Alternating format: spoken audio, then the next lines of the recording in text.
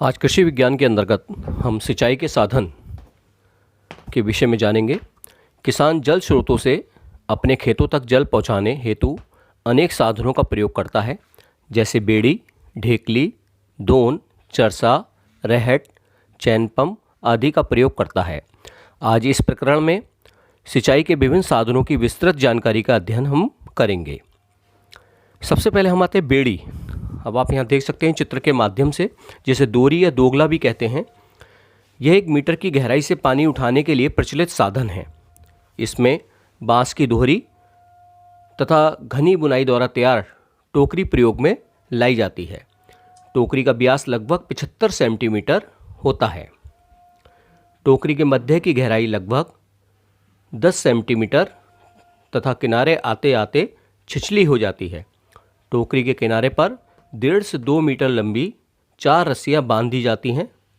इसमें पानी उठाने के लिए एक समय में 2 व्यक्तियों की आवश्यकता पड़ती है, जिसमें आप देख सकते हैं चित्र में कि रस्सियों के माध्यम से टोकरी बंधी हुई थी। दूसरा साधन है हमारा ढेकली।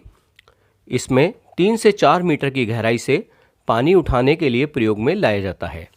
ढेकली को चलाने के लिए एक व्यक्ति की आवश्यकता होती है।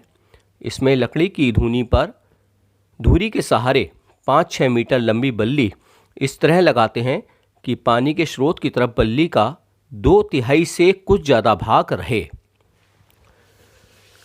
बल्ली के इस किनारे पर रस्सी के सहारे लोहे का चौड़े मुंह वाला बर्तन बांधा जाता है, जिसका पैंदा तिकोना होता है।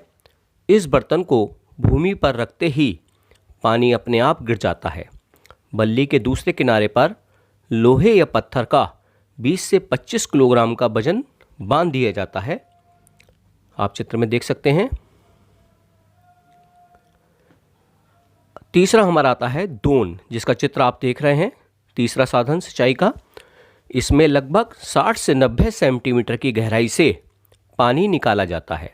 यह लगभग 3 मीटर लंबा टिन द्वारा निर्मित नाव के आकार का होता है। इसका एक सिरा थोड़ा चौड़ा होता है और उसका मुंह बंद होता है। दूसरा सिरा सकरा तथा मुंह खुला होता है। दोन से पानी उठाने का काम एक आदमी करता है। दोन का आकार बड़ा तथा पानी उठाने की गहराई अधिक होने पर 2 व्यक्तियों की आवश्यकता पड़ती है। पानी के स्रोत के समीप गाड़ी गई 2 बल्लियों के बीच लगी धुरी के सहारे लगभग 4 मीटर लंबी बल्ली के एक किनारे पर दोन को बांध दिया जाता है तथा दूसरे किनारे पर पत्थर या बोरे में मिट्टी भरकर बांध दी जाती है, जैसे चित्र में आप देख सकते हैं। चौथा हमारा साधन है चरसा, जिसे मोट या पुर भी कहते हैं।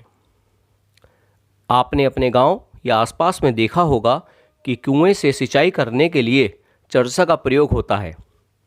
कुएं के ऊपरी भाग पर बल्लियों के सहारे लकड़ी की बड़ी गडारी रखी जाती है।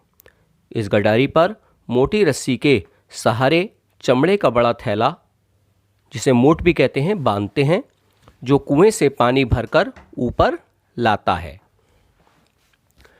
एक जोड़ी बैल ऊंचाई से नीचे की ओर ढालू जमीन पर पानी भरा थैला खींचते हैं। जो ही पानी भरा थैला कुएं के मुंह पर आता है, एक व्यक्ति जो वहां खड़ा रहता है इसे अपनी ओर खींचकर पानी गिराने के बाद चरसे को वापस कुएं में डाल देता है, जिसको चित्र में आप देख सकते हैं। पांचवा साधन हमारा सिंचाई का है रहट, जिसे चित्र में आप देख रहे हैं। यह यंत्र भी कुओं से पानी निकालने के काम आता है। इसमें बहुत सी लोहे की बाल्टियां माला के रूप में एक दूसरे से जुड़ी होती हैं, जो लोहे के एक बड़े पहिए पर घूमती हैं। बाल्टियों की संख्या कुएं में पानी की गहराई पर निर्भर होती है। गहरे कुएं में बाल्टियों की संख्या अधिक होती है। रहट चलाने के लिए एक ऊंट या एक जोड़ी स्वस्थ बैलों की आवश्यकता होती है। देख सकते हैं आप माला के रूप में पिरोई हुई बाल्टियां। सिंचाई के साधन 1 में हमने बेड़ी, ढेकली, दोन, चरसा, रहट जैसे सिंचाई के साधनों के विषय में अध्ययन किया। अगले भाग में हम चैन पंप, बलदेव बाल्टी, पेच, यंत्र चालित पंप के बारे में विस्तार से अध्ययन करेंगे। धन्यवाद। मैं डॉक्टर सचिन शुक्ला, SRG, मुरादाबाद।